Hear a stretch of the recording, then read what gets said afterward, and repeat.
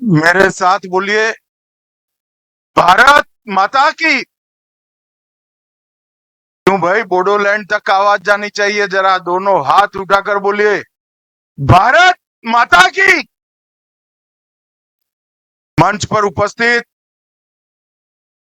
असम के सम्माननीय मुख्यमंत्री, जिनके नेतृत्व में असम ने विकास की तेज रफ्तार पकड़ी है, ऐसे डॉक्टर हेमंत विश्व शर्मा जी,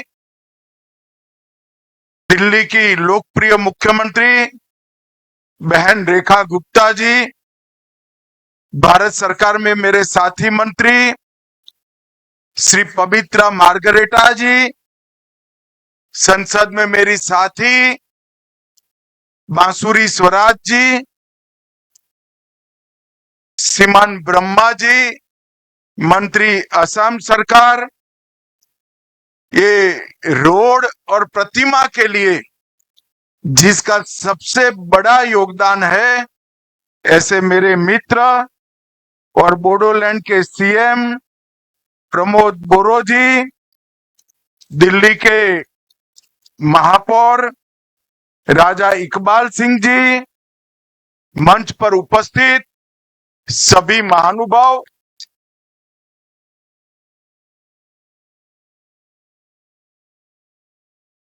ठीक है भैया, रहने दो।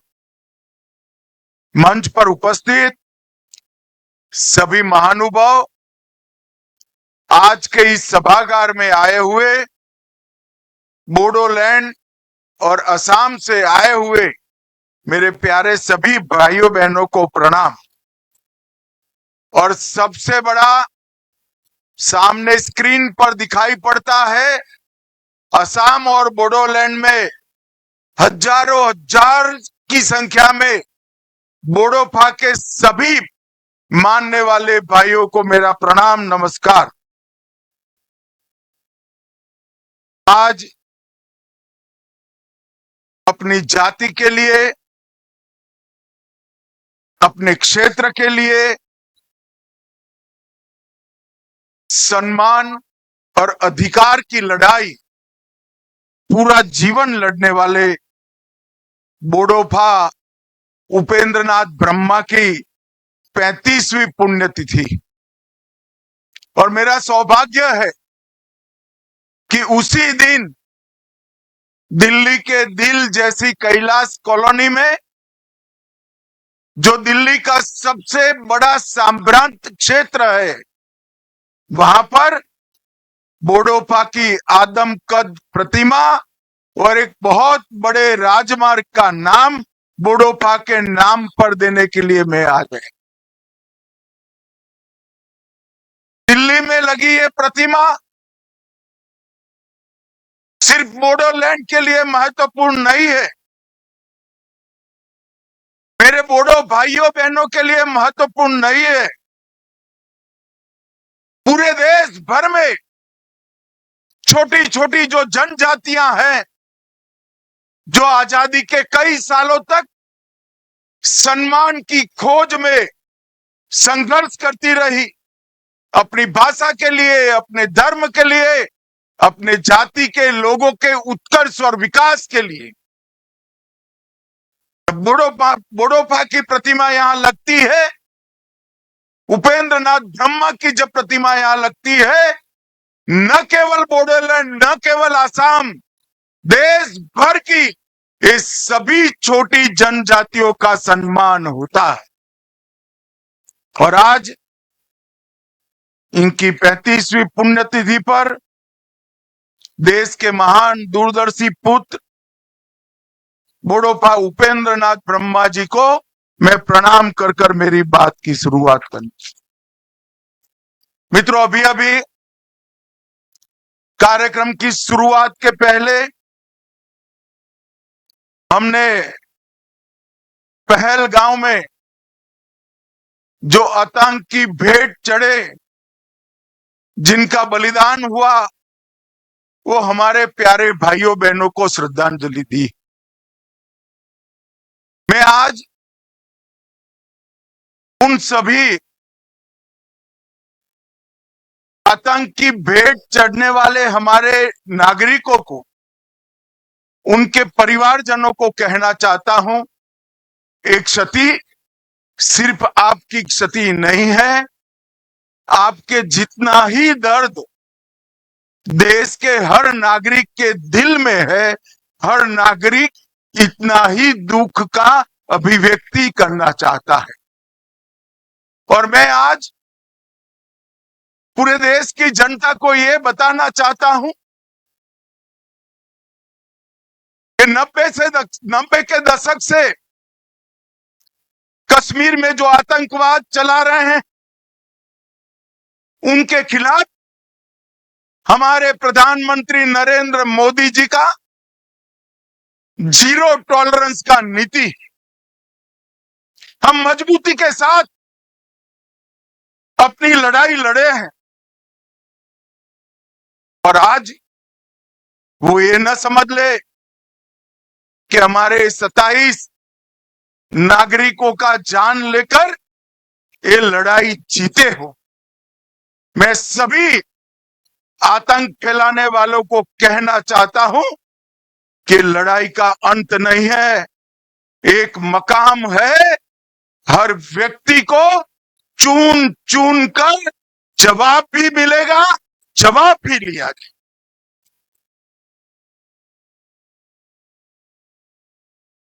नरेंद्र मोदी जी के नेतृत्व में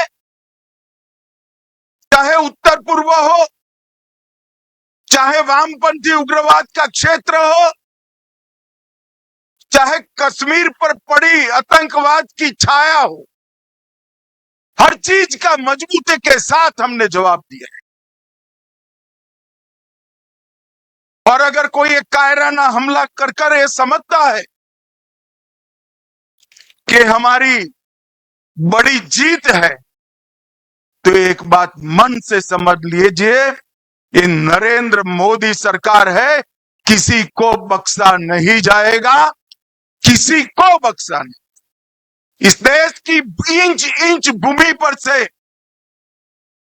आतंकवाद को मूल समेत उखाड़ने का हमारा संकल्प है और वो सिद्ध होकर रहेगा। और इस लड़ाई में न केवल 140 करोड़ भारतीय,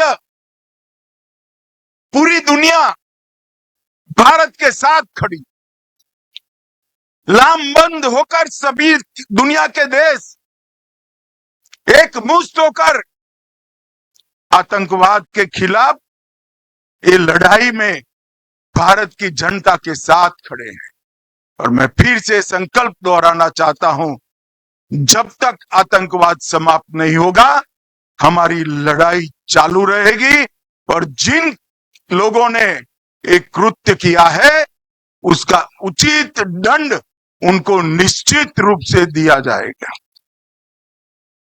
भाइयों बहनों, आज बोडोफा उपेंद्रनाथ ब्रह्मा की 9 फुट ऊंची प्रतिमा का यहां अनावरण किया। बोडोफा न केवल बोडोलैंड के लिए, न केवल बोडो जाति के लिए, समस्त आदिवासी समुदाय के लिए सम्मान, पहचान और समान अधिकारों की लड़ाई के लिए जाने जाते हैं। इतने छोटे से कालखंड में देश के एक विषम क्षेत्र में जन्मे आदिवासी बच्चे ने पूरे जनजातीय समाज को एकजुट कर अपने अधिकार से के लिए शांतिपूर्ण मार्ग पर लड़ने की शिक्षा दी। हम बोडो है, इसका हमें गर्व है। और इस सूत्र को लेकर बोडोफा ने दारुण गरीबी में जीने वाले सभी जनजाति के लोगों को एकत्रित किया और संघर्ष करने की शुरुआत की। दिल्ली में आवाज बुलंद की, बीएससी, बीए भी किया, एलएलबी भी किया, और इन्होंने जितनी परीक्षाएं पास की, इससे सबसे बड़ी परीक्षा थी बोडोलैंड की आवाज को कश्मीर से कन्याकुमारी तक पहुंचाना और अधिकारों को प्राप्त करने के लिए संघर्ष शुरू करना। मगर आज बोडोफा नहीं है। जियो और जीने दो का उनका सूत्र पूरे बोडोलैंड, पूरे आदिवासी समाज ने स्वीकारा है। और आज अगर बोडोफा होते तो उनको देखकर बड़ा आनंद आता। हजारों युवाओं के बलिदान के बाद आज हमारा बोडोलैंड शांति और विकास के रास्ते पर आगे बढ़ चुका है। पूरा असम बोडोलैंड के लोगों को स्वीकारता है और बोडोलैंड असम को स्वीकारता है। आज बोडोलैंड से बहुत सारे लोग मुझे सुन रहे हैं। मैं सभी को कहना चाहता हूं कि जरा सी भी इंफीरियरिटी कॉम्प्लेक्स आपके अंदर ना लाइएगा। इस देश पर आपका इतना ही अधिकार है जितना मेरा। अब बोडोलैंड के युवा अपने अधिकार के लिए लड़ने की जरूरत नहीं है। 2014 से एक ऐसे व्यक्ति का शासन इस देश में है, ऐसी पार्टी का शासन इस देश में है जो मानते हैं कि भारत पर सबका अधिकार है और सब पर भारत का अधिकार है। और इसी सूत्र के तहत आज बोडोलैंड विकास के रास्ते पर आगे बढ़ा है। मैं 2019 में गृह मंत्री बना। प्रधानमंत्री जी ने नॉर्थ ईस्ट की समस्याओं को कंसंट्रेट करने का कहा। बोडोलैंड के लोगों के साथ चर्चा हुई। प्रमोद जी यहां बैठे हैं। 9 महीने की विशद चर्चा के बाद 2020 में बोडो एग्रीमेंट हुआ और सभी लोग हथियार डालकर आज मेन स्ट्रीम में शामिल हो चुके हैं। मगर देश भर के जनजाति समाज को मैं कहना चाहता हूं, भारतीय जनता पार्टी की जो सरकार है वो जो समझौते करती है इसका पालन भी करती है। भूतकाल में कई ऐसे समझौते हुए जिसका पालन भी आज हम कर रहे हैं। उन्होंने नहीं किया अपने समय में, मगर मैं बोडो वासियों को बताना चाहता हूं, बोडोलैंड वासियों को बताना चाहता हूं कि आपसे जो समझौता हुआ उसके 96% मुद्दे हमने क्लियर कर दिए हैं। और हेमंत जी यहां बैठे हैं। हेमंत जी आज निर्णय कर जाइए कि असम में चुनाव के पहले 100% मुद्दों को हम क्लियर कर दें। ये नरेंद्र मोदी सरकार का, ये भारतीय जनता पार्टी की सरकार का एक बहुत बड़ा भेंट है असम के लोग, नॉर्थ ईस्ट के लोग। हमने 20 से ज्यादा समझौते किए हैं। नॉर्थ ईस्ट में हमारे कॉल पर 10,000 से ज्यादा लोग हथियार छोड़कर मेन स्ट्रीम में आए और ये 20 से ज्यादा समझौतों की एवरेज निकाले तो 78% बातों की पूर्ति ये 3-4 साल में भारतीय जनता पार्टी की मोदी सरकार ने कर दी। यही बताता है कि हम जो कहते हैं वो करते हैं। और आज पूरा असम शांति के रास्ते पर आगे बढ़ चुका है। और मैं बोडोलैंड की एक विराट रैली में, लाखों लोग थे, बहुत बड़ी रैली हुई थी। वो रैली में कह कर आया था कि हम मई एंड के पहले बोडोपा की प्रतिमा भी लगाएंगे और उनके नाम पर रास्ते का नामाभिधान भी करेंगे। और आज 1 मई को उनकी पुण्यतिथि के दिन, अभी मई समाप्त भी नहीं हुआ है और ये वादा हमारा आज पूरा हो चुका है। जिस दिल्ली के बोट क्लब पर बोडोपा ने बहुत बड़ी रैली कर बोडोलैंड के मुद्दों से पूरे देश को झकझोरने का काम किया था, 1987 की ऐतिहासिक जज फील्ड रैली और जिला स्तरीय सामूहिक रैलियों के माध्यम से जो जागृति लाई, आज वो उसका उद्देश्य पार कर चुकी है।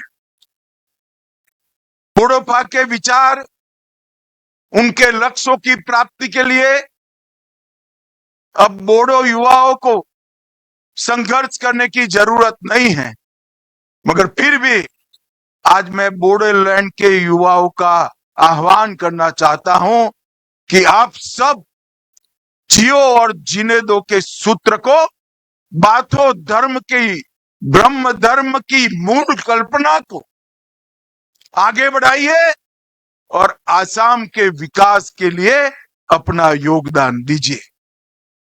आज आसाम पूरे देश भर में औद्योगिक निवेश के लिए एक प्रकार से आकर्षक केंद्र बना है। जिस आसाम से स्वास्थ्य लाभ के लिए, हेल्थ की सेवाओं के लिए दिल्ली, मुंबई, चेन्नई, कलकत्ता जाना पड़ता था, आज बंगाल के लोग हेल्थ की सुविधाओं के लिए आसाम आ रहे हैं। आसाम में इतना विकास हो, ढेर सारी इंडस्ट्रीज आसाम के अंदर विकसित हो रही, और ये विकास का संदेश न केवल आसाम, पूरे नॉर्थ ईस्ट के अंदर जा रहा।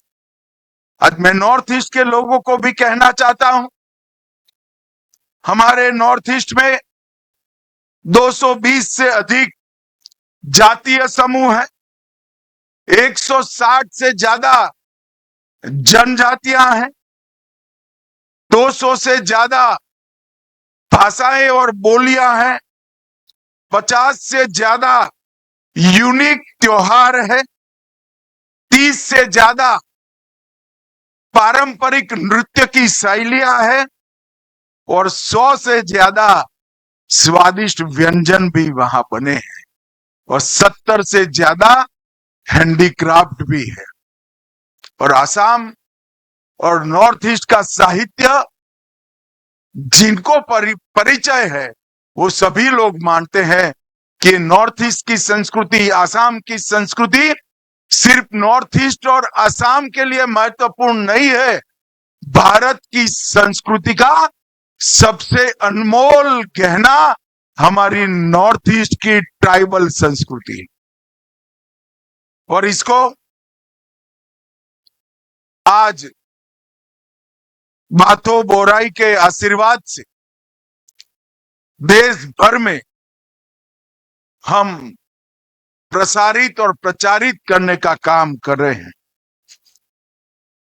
2020 के बोडो समझौते के बाद 21 में कार्बी समझौता हुआ, 22 में आदिवासी समूहों का समझौता हुआ, 22 में मेघालय असम अंतरराज्यीय सीमा समझौता हुआ, 23 में असम अरुणाचल समझौता हुआ, 23 में असम डीएनएलए समझौता हुआ और 23 में उल्फा समझौता हुआ। 10,600 से ज्यादा युवा हथियार डालकर आज कोई पंचायत का सदस्य बना है, कोई सरपंच बना है, कोई जिला पंचायत का सदस्य बना है, कोई अपने ट्राइबल समिति का सीएम बना है। ये सारे लोग आज मेन स्ट्रीम में आए हैं और मैं मानता हूं कि 10,500 से ज्यादा जो लोग मेन स्ट्रीम में आए हैं वो देश की ताकत बढ़ाता है। मोदी जी ने आसाम और नॉर्थ ईस्ट के विकास के लिए ढेर सारे काम करे हैं। मोदी जी एकमात्र ऐसे प्रधानमंत्री है जो प्रधानमंत्री बनने के बाद 50 से ज्यादा बार नॉर्थ ईस्ट जाने का रिकॉर्ड अगर किसी ने बनाया है तो हमारे मोदी जी। बोडोलैंड जैसे दुर्गम क्षेत्रों में भी मोदी जी 4-4 बार गए। ये बताता है कि छोटी छोटी जनजातियों को मिलकर बना हुआ हमारा नॉर्थ ईस्ट देश का बहुत बड़ा महत्वपूर्ण अंग है। और मैं आज नॉर्थ ईस्ट वालों को कहना चाहता हूं, आपकी संस्कृति भी अनमोल है और आपकी ताकत भी अनमोल है। पूरे नॉर्थ ईस्ट को अगर मिलाकर देखें तो उत्तर प्रदेश से बड़ा भूभाग हमारे नॉर्थ ईस्ट का है और सबसे ज्यादा वन संपदा कोई एक क्षेत्र में है तो नॉर्थ ईस्ट के लिए। नॉर्थ ईस्ट पूरे देश की ताकत बने और पूरे देश की ताकत नॉर्थ ईस्ट के विकास के लिए लगे, ये लक्ष्य लेकर मोदी सरकार चल रही है। आज बोडोफा उपेंद्र नाथ ब्रह्मा जी की पुण्यतिथि पर अपने 35 साल के छोटे से जीवन में जो उन्होंने जनजाति समूहों के लिए, बोडो समूह के लिए किया है, इसको श्रद्धांजलि देने के लिए एक 9 फुट की बड़ी प्रतिमा और एक मार्ग का नाम रखने का जो कार्यक्रम है, इसके लिए मैं बोडोलैंड और आसाम के सभी वासियों को बहुत बहुत बधाई और शुभकामनाएं देना चाहता हूं। और अंत में फिर से एक बार बोडोफा ने कहा था, संगठित होइए, संघर्ष करिए, शांति का मार्ग न छोड़िए और जियो और जीने दो के सूत्र पर चले, उसको हम पकड़ कर रखें। यही अभ्यर्थना। वंदे मातरम। भारत माता की जय।